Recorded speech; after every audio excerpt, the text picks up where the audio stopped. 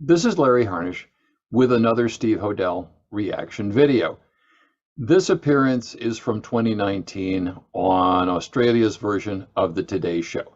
Now, as always, I'm doing this cold because it's more fun that way for me. Steve Hodel usually says the same thing. He has a script. He often says it word for word. Even the same joke he'll tell, except when he goes off script. And that's an adventure. So that's kind of fun because you'll say, like, what? What did he say now? This video is only 7.5 minutes. So with my commentary, it should be what, 15 minutes? I don't know. We'll see. And with that, let's share the screen. Welcome back. Now, the most infamous unsolved murder in Hollywood history is back in the spotlight, and one detective says he's finally cracked the Black Dahlia case. Los Angeles, home to the stars of Tinseltown. Ooh, stock footage. Home also to murder. The horrific Okay, that is a still photo. That is not TV footage. No. playing of Betty Short, aka the Black Dahlia. This is really funny. They're trying to make it sound like this was an old newsreel or something, which no. This is the Australians. I am not confident on the accuracy of this show. Dahlia has captured the imagination of the Southland and baffled the best minds in law enforcement. The brutal killing of aspiring... That was probably from a movie. Okay, that's Elizabeth Short at John Marshall High School. Actress Elizabeth Short shocked Los Angeles. Young, beautiful victim. All this during a time when serial killers Now, who's talking here? Who's weren't talking? running rampant. It captured Who's this guy? Who are you, dude? Who are the you? public's imagination. Oh, is that Ellroy? Oh my God, is that James Ellroy? Holy shit. Oh my God, that's Ellroy. He's so young. I didn't recognize him. And he didn't say Daddy-O. Oh, wow. Young James Ellroy. Woo! Captured the public's imagination. And became the most famous unsolved case in Hollywood history.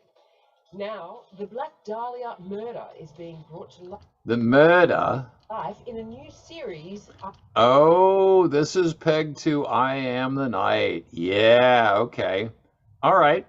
I Am the Night. You remember that murder case? Yeah. I won't get into the I Am the Night too much, except that they took Fauna Hodel's story and just slopped in all of Steve Hodel's claims about his dad.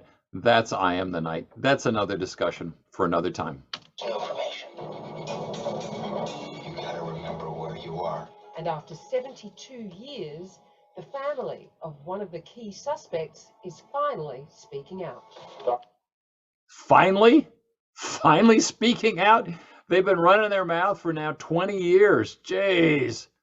Lying about George Hodel is the family business. Dr. George Hodel. He was a brilliant man. Oh, voiceover Steve Hodel. Brilliant, 186 IQ. A loving parent in many ways, but also, I'm sorry to say, a killer. No, he never killed anybody. No. Yeah, isn't it shocking? And Steve Hodel believes his father was Steve Hodel believes. That makes it true. the culprit. He joins us now from Los Angeles. Okay. Steve, thank you for your time this morning.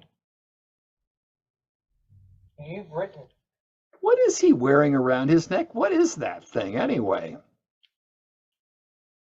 5 books on this case. Only 5? I'm going to turn off my phone here for a second so it doesn't. Oh, hang on a second. Okay. Written only 5? Yeah, Steve has written countless books, a play, a book of haiku, a rock opera, children's letters to the Black Dahlia Avenger, an unproduced screenplay, Black Dahlia Avenger meets Creature from the Black Lagoon. Yeah. And You allege that it's your father who did this. How did you go about investigating your own father on this case? I made it all up. That's how I did it.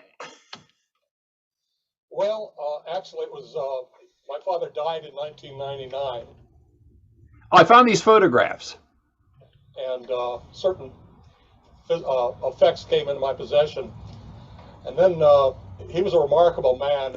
Yes, he was sexually precocious, intellectually precocious, and let's see, what else?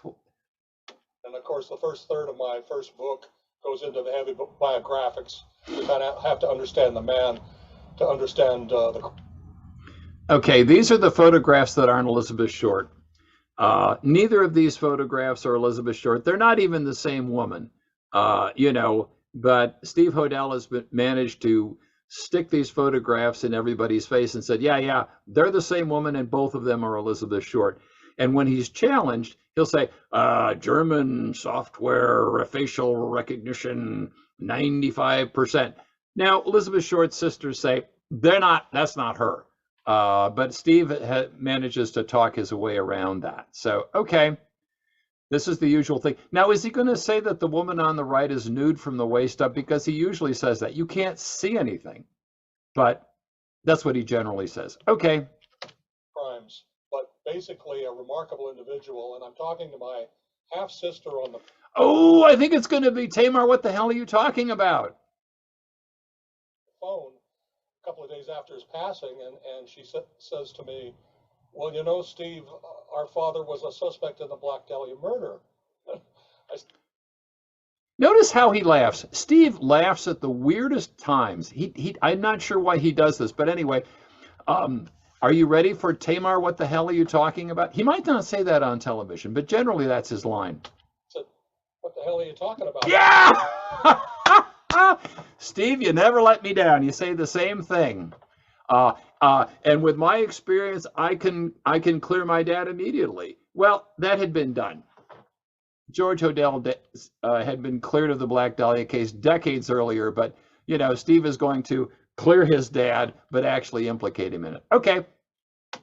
Tamar, where is this coming from? And she said, well, he didn't do it, but he was suspected by the police. They told me that back during the trial. Yeah, did they really tell her that? I'm guessing that's very questionable. As a matter of fact, one of the questions in the trial, it was put to her about the Black Dahlia case.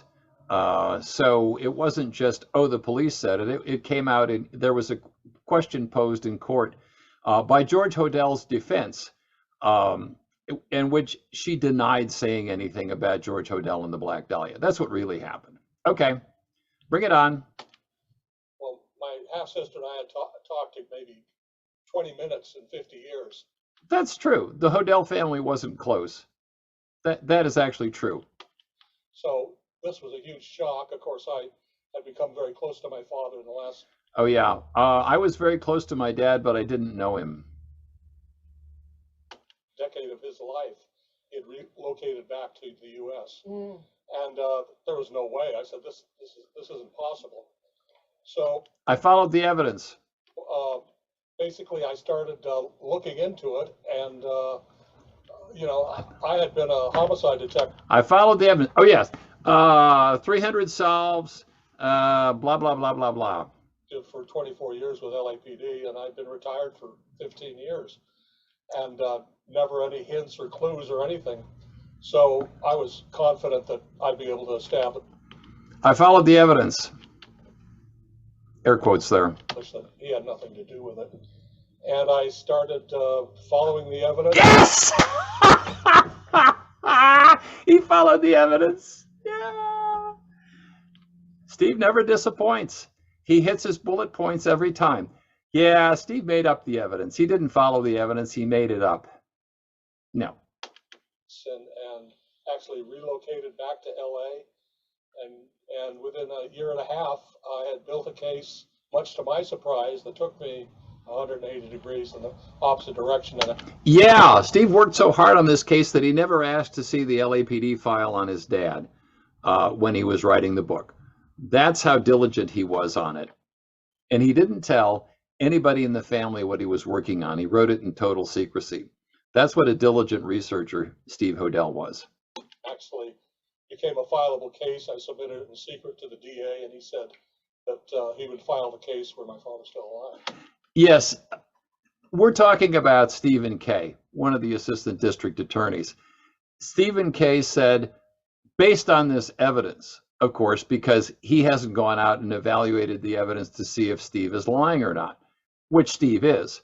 So that's the thing there. Let me point out, because you'll never hear it from Steve Hodel, that Stephen Kay, number one, he no longer discusses the Black Dahlia case.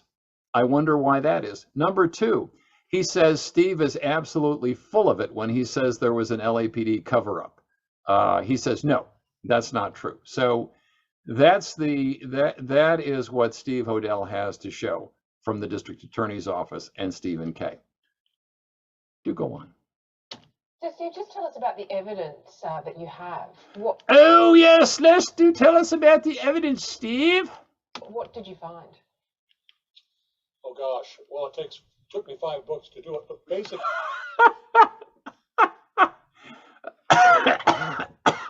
Only 5, Steve, to cobble together all this evidence? Wow.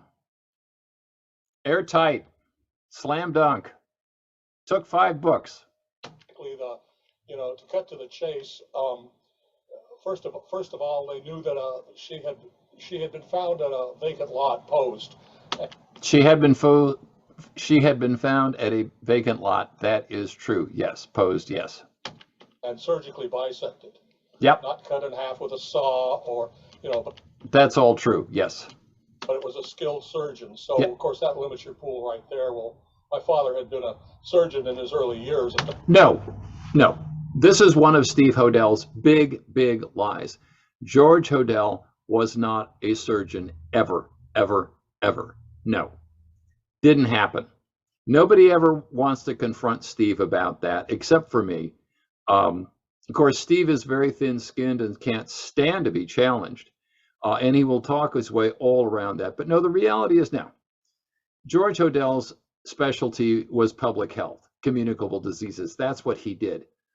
Surgery, no, never. Doctorate. So he certainly had that ability. But then there were a whole bunch of things that I would discover that he actually knew her and was dating. No, he didn't know her. No. That's totally bogus. Let's see. I think he's going to say this in the district attorney's files. Steve likes to say that there are a lot of things in the district attorney's files. You can find maybe one individual who says they knew each other, but she was totally crazy and ended up committed at Camarillo, so she's not really a good informant. There were other informants that said, nah, he didn't know her. And there's nothing to show that George Hodel even knew Elizabeth Short. No. Her, he had become a suspect in 1949 and arrested for incest, for having sexual. Okay, he's got that backwards. Tamar Hodel, his half-sister, accused George Hodel of molesting her. And he was tried, he was found not guilty, and I don't know if Steve will get into all the nuts and bolts of the trial. But subsequent to being found not guilty, then they put George Hodel under surveillance for, I think it was 5.5 weeks, something like that. And there are transcripts of the bugs in the district attorney's files. They're very dull if you read them all. But anyway, that's what Steve ought to say. I don't know what he will say, but that's what he ought to say. Relations with my half-sister Tamar back in '49, 3-week trial. He beat the case, but basically there were 3 witnesses present, adults, and so he was a powerful. No, I should do a separate thing on the George Hodel trial. They put up 10 witnesses who said we wouldn't believe Tamar Hodel under oath, and those witnesses were her mother, her grandmother, and other women who had known Tamar. And let me point out that the majority of the jury were women. it was 8 women and 4 men or 9 women and 3 men. So basically, you had a jury of women who did not believe Tamar. Isn't that interesting? Steve won't tell you any of that. What they called in that day a high jingo. He was untouchable. And No, absolutely untrue. None of this is true. This is all made up in Steve world. None of it's true. the head of LA County Health Department. No, that's another Steve Hodel lie. George Hodel was head of the communicable diseases or the venereal disease department of the county health department. He was never, ever, ever head of the entire county health department. No, another Steve Hodel lie, one of so many. And I started digging in, and eventually I built a case that would, basically open the door to the secret files, which nobody knew anything about. Yeah, let's talk about the secret files. There was, and I won't get into all of the details about it. There was a botched investigation by a rogue guy within the LAPD, not homicide. It was the police psychiatrist did this ridiculous investigation. It blew up, and the Los Angeles County grand jury investigated what the heck was that all about. And by law, grand jury proceedings are secret. So yeah, grand jury looked into it. Grand jury proceedings are secret. So yes, I think that was known. I think it was known that because it was publicized at the time that the grand jury was looking into the handling of the Black Dahlia case. So in that sense, it wasn't a secret. It's just what they said was secret because that's how grand juries work. And if Steve Hodel was any kind of honest person, he would say, yeah, those proceedings are secret, but he won't do that.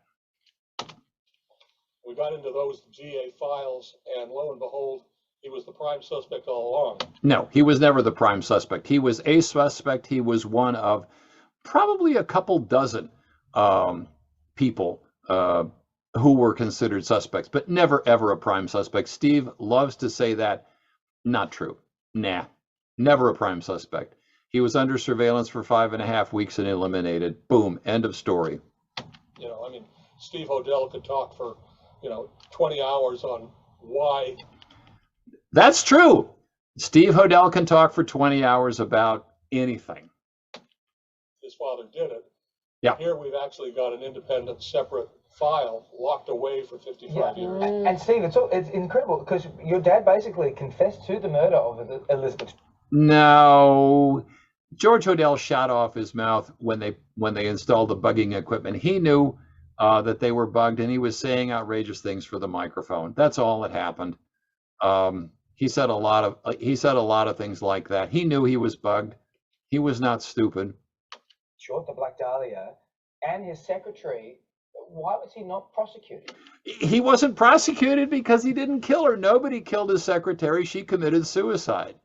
No, another Steve Hodel lie. Well, actually, what they did was they tape recorded him, 18 detectives, 24/7. It was wire. It was not a tape recorder. He never gets this right. For 42 days, around the clock. And they got him not only to confess to the Black Dahlia murder, and these are not phone taps, these are like microphones hidden in the wall. Yeah, they're microphones hidden in his house. One is in the bathroom, and there's a lot of descriptions of George Hodel using the bathroom. But a lot of times, George Hodel is playing music. He knew he was bugged. He'll turn on the radio. He types a lot. There's a lot of typing. The bug is the transcripts are really, really dull, which Steve isn't going to tell you. Steve cherry picks quotes from that and manipulates them shamefully. Okay. That he had no idea were there. And he knew. He wasn't stupid. So he cops to paying police, and you have to understand LA was a very corrupt. No, another Steve Hodel lie. Not corrupt in that sense, not like other departments. The LAPD had its problems for sure, but not anything like what Steve Hodel says. No. Department back then. It was a real life LA Confidential, No, it wasn't. That's total fantasy. None of that's true. if you will. And No. so a lot of the cops were on the take, and No, also not true. The LAPD had a problem with selling jobs in the 1930s, but there was a reform movement in 1938. So by 1940, it had been essentially remade. There was a new police chief in. There'd been a couple of police chiefs. World War II happened. And so the LAPD lost a lot of personnel because the guys went into the service and then they came back. So the LAPD in early 1947, when this investigation occurred, it was this combination of temporary war emergency officers who had been hired during World War II and returning cops who had been in the service. So it was kind of a tumultuous time for the LAPD, but corrupt? Nah, no, absolutely not. No. Dad had a lot of money and a lot of power and a lot of influence. No, he didn't. He did not have a lot of money. He did not have a lot of power. He did not have a lot of influence. None of that is true. Sadly, that is all a Steve Hodel fantasy. This rich, powerful dad. Didn't happen. Sad, isn't it? And he was performing abortions for... No, no. George Hodel was actually opposed to abortions. That came out during the trial for allegedly molesting Tamar. He opposed abortion. So no, that didn't happen either. The police department and the politicos of the day. And he was about to be arrested. He was about to be arrested for what? He was eliminated as a suspect, so he was not about to be arrested. By the DA's office, who had actually taken over the investigation. Okay, that's not true either. That's utter bullshit. The district attorney didn't do that. The district attorney's job generally was to make sure that witnesses were going to testify as they were expected to testify, and make sure that witnesses were available and that kind of thing. I think Frank Jimison did occasionally arrest people, but not really often. They did not take over the investigation. That is complete bullshit.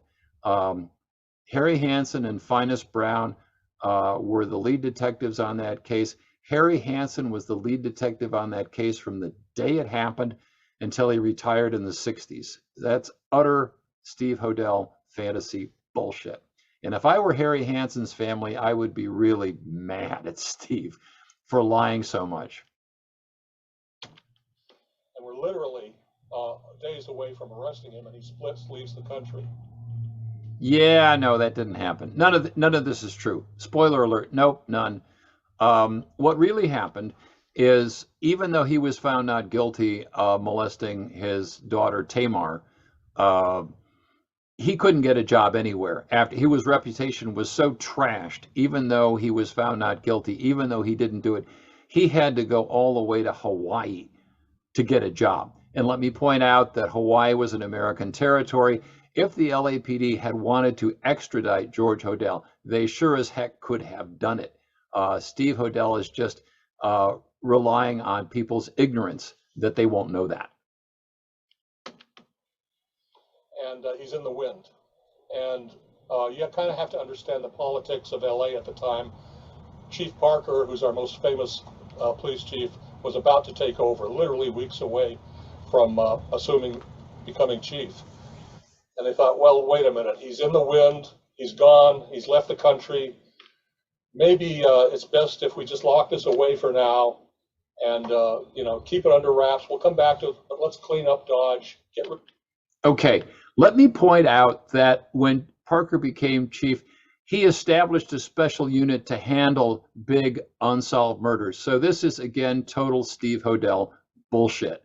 None of it's true. It didn't sound true anyway, even before I came across some notes where, yeah, Parker came in as chief. He created this team to handle some of these big unsolved cases. So once again, total lie. And let me point out that the LAPD was involved in. There was a problem with the Vice Squad and Brenda Allen, but Brenda Allen was never. Sorry, noir fans. Brenda Allen was never suspected of killing anybody. She was never suspected. She was never investigated by the homicide bureau or anything like that. So it really is. Now that has nothing to do with homicide investigations. And as I said, Harry Hansen was the lead detective on that case from the day it happened, from the day he went to the crime scene until he retired.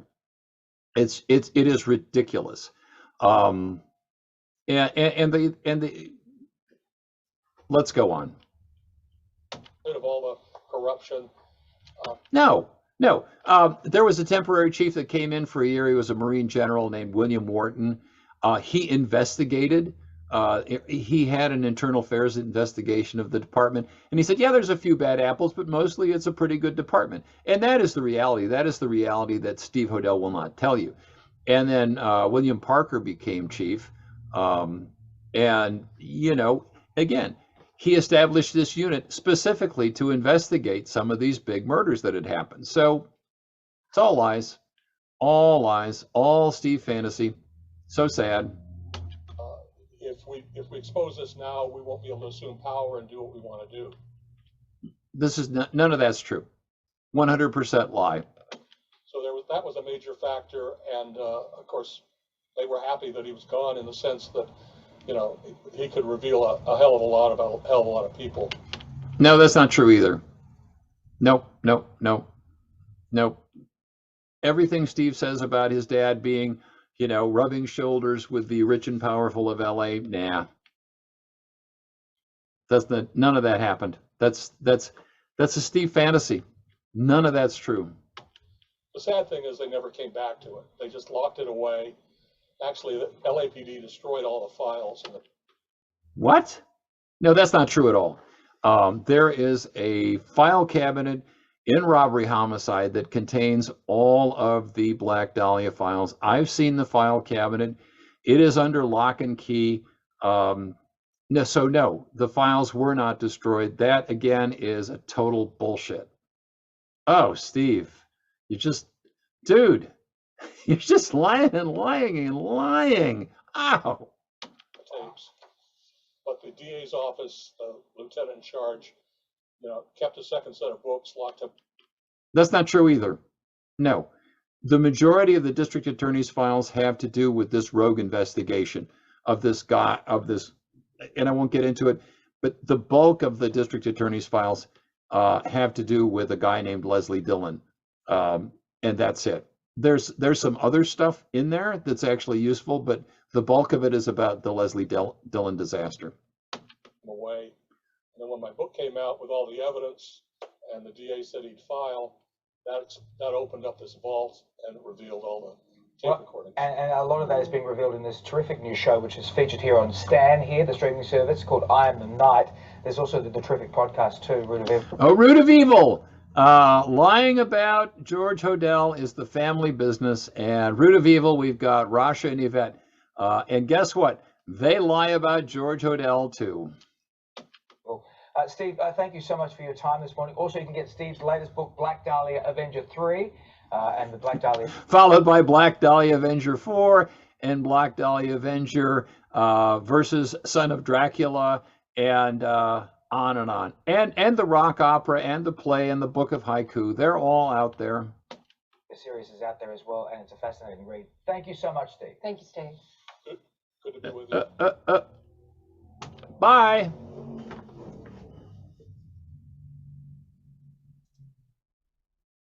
Okay. No real surprises. It's kind of the same old thing about Steve World. He lies a lot. He lies all the time. He lies about everything. And at least that is consistent. So there we are. Another Steve Hodel appearance. And okay, so long for now.